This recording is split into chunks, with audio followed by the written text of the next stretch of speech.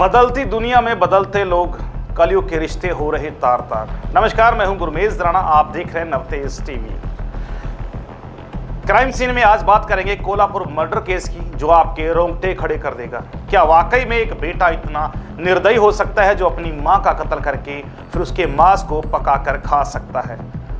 दरअसल इस crime murder mystery ने पूरे देश को हिला डाला था। 28 अगस्त 2017 की बात है। महाराष्ट्र में गणपति पूजा का तीसरा दिन था। दोपहर के करीब 2:30 बज रहे थे। कोल्हापुर के शाहूपुरी पुलिस स्टेशन के फोन की घंटी बजी। हेड कांस्टेबल तानाजी रामचंद्र चोगले लगातार सुबह से फोन रिसीव कर रहे थे। इस बार भी उन्हें लगा कि गणपति पूजा को लेकर कोई कॉल आई होगी। थोड़ा रुककर चोगले ने अपनी टोपी सरकाते हुए कॉल रिसीव की। टेलीफोन के कान तक पहुंचने से पहले ही उधर से आवाज आई, एक मां का मर्डर हो गया है। कांस्टेबल चोंगले ने तेज आवाज में पूछा, कहां? जवाब आया, तारा रानी चौक, कावला नाका, माकड़वाला बस्ती। तानाजी फोन रखते हुए कुछ सोचते हैं, दबी जुबान में बुदबुदाते हैं, ये वही बस्ती तो है जिसे कोल्हापुर के शाहू महाराज ने जानवरों का शिकार करने के लिए बसाया था। अब तक तो ये लोग कुत्ते बिल्ली बंदर ही मारते थे, खाते थे, अब मां का भी मर्डर करने लगे। खैर, तानाजी टेबल पर रखा डंडा झटते हुए थाना प्रभारी संजय मोरे से कहते हैं, एक मां को मार दिया, चलना पड़ेगा सर। पुलिस स्टेशन के सामने खड़ी जीप पर झटपट आधा दर्जन सिपाहियों के साथ थाना प्रभारी संजय मोरे निकल पड़ते हैं। गड़गड़ाती हुई जीप बस्ती के पास पहुंची। बस्ती में कुछ कोरवी आदिवासी समुदाय के करीब 200 लोग बसे हुए हैं। पानी की टंकी, चारों ओर फैला कचरा, घनी बसावट, संकरी गली और एंट्री गेट पर एक मंदिर। लोग गली में जमा होने लगे थे। संजय मोरे और तानाजी दल बल के साथ आगे बढ़े तो गली के बाहर से खून की गंध आने लगी। एक बार में एक ही इंसान के घुसने लायक गली के किनारे से नाली थी जिसमें लाल पानी बह रहा था। नाली में खून जिस तरफ से आ रहा था उस ओर पुलिस बढ़ रही थी। नजारा भी बदलता जा रहा था। टीन की छत वाला एक झोपड़ी नुमा घर, टीन की दीवार, पलाई से 2 हिस्सों में बटा कमरा, सामने एक शख्स हाफ पैंट में खून से सना बैठा था। करीब 3 धारदार चाकू रखे हुए थे। दूसरी तरफ एक बूढ़ी की लाश पड़ी हुई थी। शरीर पर एक भी कपड़ा नहीं, आंत, कलेजा, दिल सब बाहर। यहां तक कि स्तन भी काटकर लाश के पास ही रखे थे। पूरे घर की जमीन खून से रंगी हुई थी। नाली में यही खून बह रहा था जो लाश के पास था। बगल में एक आदमी खून से सना बैठा और मांस जैसा कुछ खा रहा था। यह मंजर देख 2 कांस्टेबल उल्टी करने लगे। मोरे और तानाजी को लगा कि यह मर्डर सामान्य नहीं है। पुलिस दूसरे कमरे में घुसी तो वहां का नजारा और भी विभत्स था। सामने रखे गैस चूल्हे की धीमी आंच पर तवा चढ़ा था। मांस पकने की बदबू आ रही थी। तवे पर मांस का टुकड़ा पड़ा हुआ था, उस पर नमक, मिर्च और चटनी डाली हुई थी। एक हड्डी का टुकड़ा तेल के बर्तन में पड़ा हुआ था। तभी भीड़ में से सफेद शर्ट और लुंगी पहने एक शख्स हाथ जोड़े हुए पुलिस के सामने आया। बिलखते हुए कहने लगा, साहब, मैं राजू कुचकौरवी, यह है सुनील कुचकौरवी, मेरा भाई है। इसने माँ का कत्ल कर दिया है। मेरी माँ यलवारामा कुचकौरवी को खा गया, मेरी माँ को मार दिया, हाय मेरी माँ को मार दिया। रोते बिलखते राजू कुचकौरवी नीचे जमीन पर बैठ गया। लोग राजू को ढांढ से बधाने लगे और सुनील को कोसने लगे। इसी दौरान गहरी सांस लेते हुए एसएचओ संजय मोरे तल्ख अंदाज में बोले, इस घर में कौन कौन रहता है?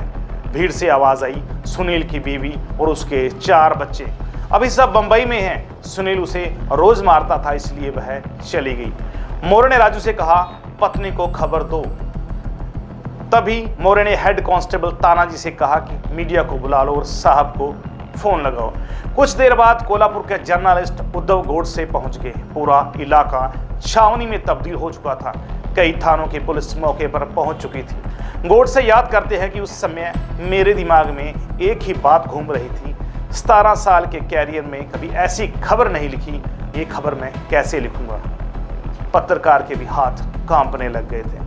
बचपन से सिखाया गया कि कुछ भी करो लेकिन मां पर कभी हाथ नहीं उठाना।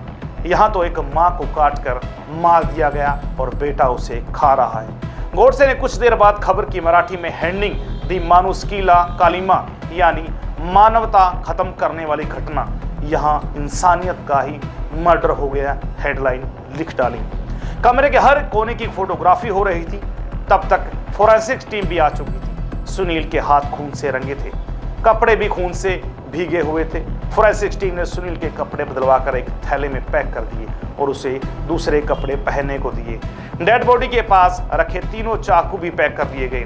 डेड बॉडी के पास पड़े अंग भी समेट लिए गए और बॉडी को पोस्टमार्टम के लिए भेज दिया गया।